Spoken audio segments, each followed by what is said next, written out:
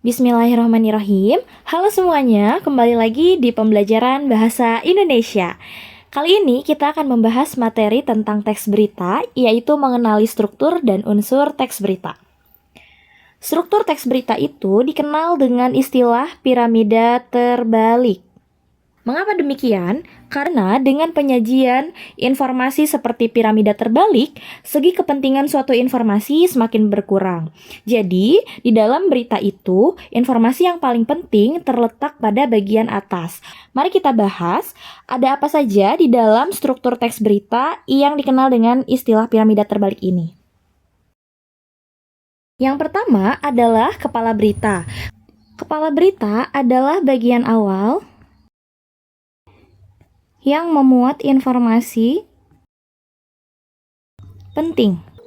Nah, di bagian kepala berita itu biasanya akan menjawab pertanyaan apa, di mana, kapan, dan siapa.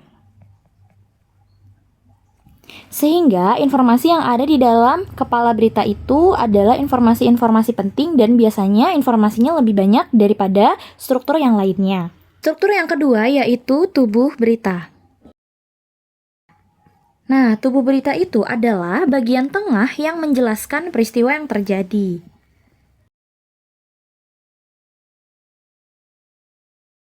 Di dalam bagian tubuh berita biasanya akan menjawab pertanyaan mengapa dan bagaimana.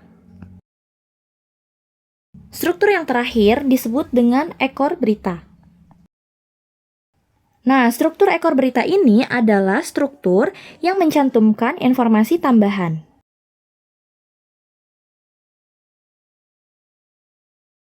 Nah, itu struktur teks berita. Nah, selanjutnya kita akan membahas tentang unsur teks berita. Unsur di dalam teks berita itu biasa disebut dengan adiksimba.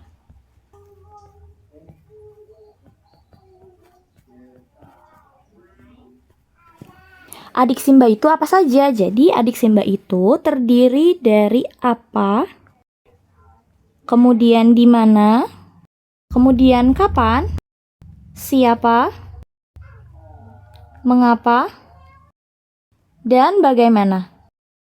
Nah, kata apa ini digunakan untuk menjelaskan peristiwa yang terjadi.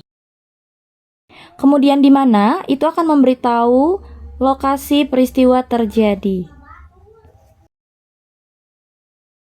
Kemudian kapan itu akan menjelaskan waktu terjadinya peristiwa.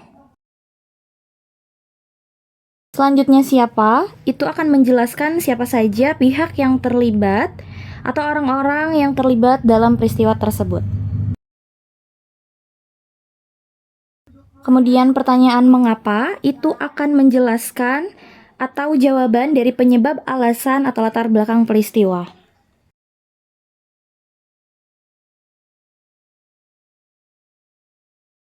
Dan yang terakhir, bagaimana itu digunakan untuk menjelaskan proses terjadinya peristiwa dan kondisi terkini sesuai urutan waktu.